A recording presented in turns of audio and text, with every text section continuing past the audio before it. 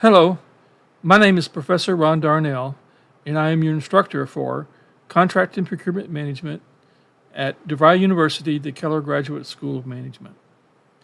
I have an PhD from Capella University in Organization Management with a specialization in Information Technology Management. I have a MBA in Information Systems Management from the University of Dallas, and I have a Bachelor of Science degree in Economics and Finance from the University of Texas. I have about 35 years experience in project management in all kinds of areas, including the traditional adaptive agile and hybrid methodologies. And I currently work as a process coach or process project manager for various companies in my consulting practice.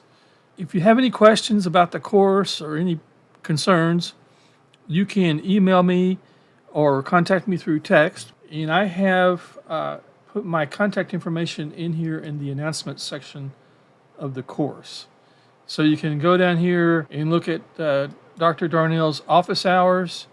And down here at the bottom is my email and my mobile phone number where you can send me a text. If you send me a text or leave a voicemail, please identify the course. You can say PROJ598 and your name and maybe some kind of brief description of what your question is.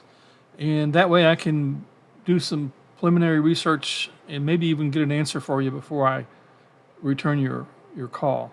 I generally try to respond to emails within 24 hours or sooner if possible. And if I get a text or I will try to get back to you as soon as I can, usually within an hour or two.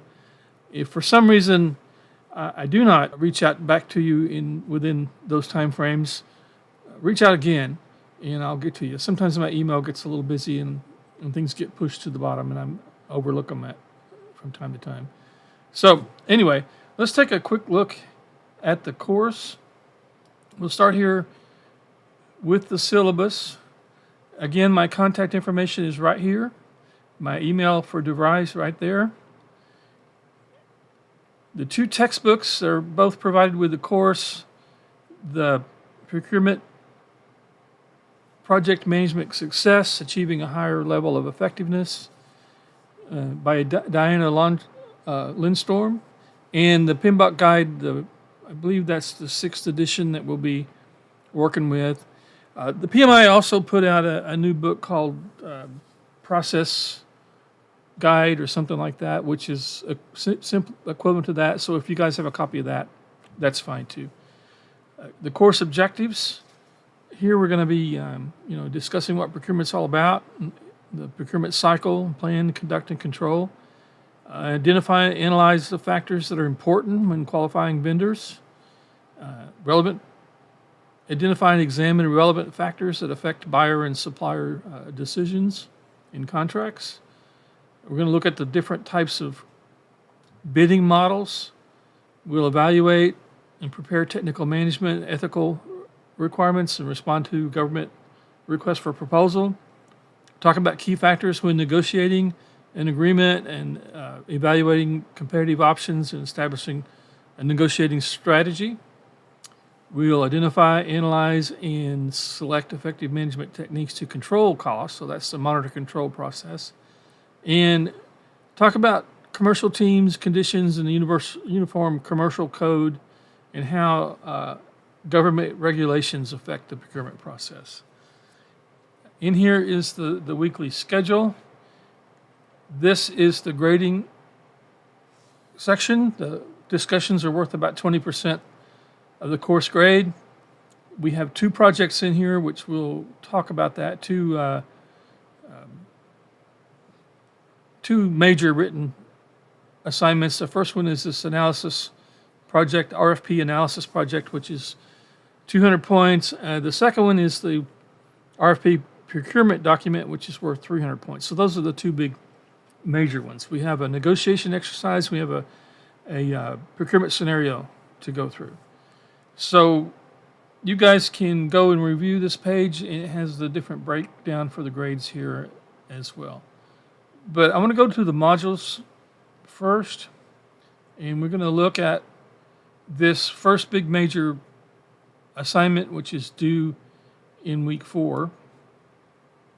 It is the RFP analysis project overview. And the guideline, the gist of this assignment is that we're going to be looking at components of an existing request for proposal. And then we're going to analyze that and get a better understanding for what's inside of, what's included in an RFP. So you're going to need to find your RFP. There's instructions here to do that. There's a couple of websites they send you to, the Federal Business Opportunities website, and then a website called BidSync. Or if you have some other procurement, maybe you've got your own RFP that you're replying to, that's fine. You can, but I'd appreciate an email or something that describes what you want to use if you're not selecting from these two sites, and just describe why you want to use it, and give me a heads up. So you're going to be required to look at the site, check out the field first. It just basically, this just gives you instructions on how to get to the site. But here's the assignment details, really, is that once you select an RFP, and write a one-page summary of the bid, background statement and scope of work. So this is, to include an assessment of what is needed. And, this is about a 3 to 5 page, a 2-page, 2 or 3 page section. Key resources, list the resources required for the project and provide your analysis. And then which is another 3 to 5 pages. 3 to 5 pages. And then the management plan, which is a summary plan along with your analysis. So apply the project management concepts. Again, this is 2 or 3 pages. And we want everything in APA 7.0 format.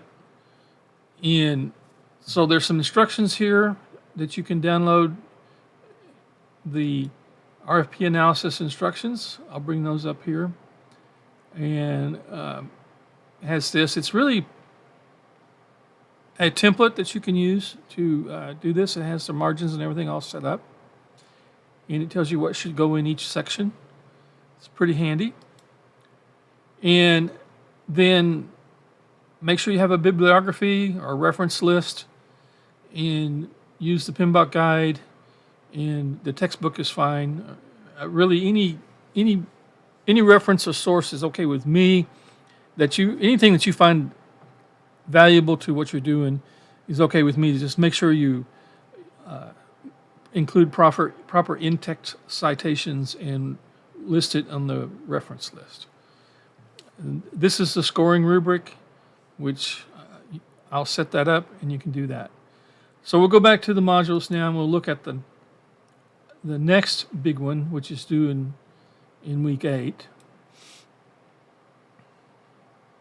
In week 8, you're actually going to, instead of kind of responding to an RFP like you did in week 4, in week 8, you're actually going to produce an RFP. And so you want to have a case for the RFP.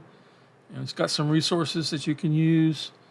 You can select one of the procurement cases in creating an RFP. So a new practice field, environmental impact study, a control system. You can download the instructions here. We'll take a look at those right quick. It's the same kind of thing. It has the instructions to bidders. So each one of these sections needs to be kind of filled out and completed for your particular situation that you select you want to do. And if you follow these instructions, I think it's pretty straightforward on how to get this done. Again, this is going to be 12 to 25 pages. It's I don't think we need. We want double spaces, APA 7.0 style in this as well. And then the grading rubric is right here. It's similar. So this is worth 300 points. And we jump back up to the modules. and we can go through and talk about week one.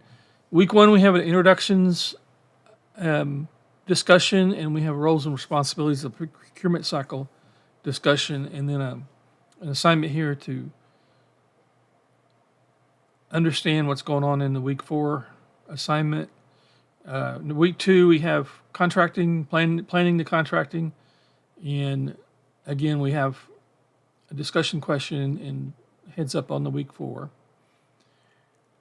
Week three, we got different types of contracts we're going to be talking about in the reading.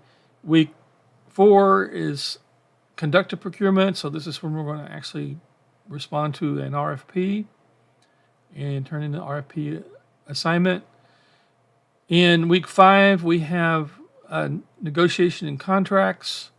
Here, we start talking about the week 8 assignment, and then we have this negotiation exercise.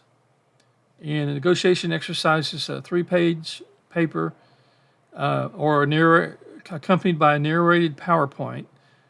So if you have some, I think I'll try to post something online that talks about how to narrate a PowerPoint if you don't have any experience at doing that, and I'll put that out on the announcements when we get close to this assignment.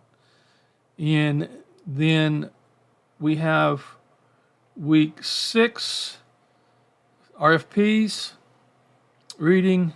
We have the scenario activity here, and in here we're going to be looking at turning the 2 to 3 paper outlining the responses to these questions. It should say below questions, but it says above. So, write a 1-page paper about the company you should or should not move forward with a contract based on the facts. Put together pros and cons and submit your assignment. So, it's pretty straightforward again. So I think I'm excited about this class. I'm hoping that we can, collaborate really well throughout the week. I always learn something every class I teach from students, and I'm looking forward to this one. Thank you.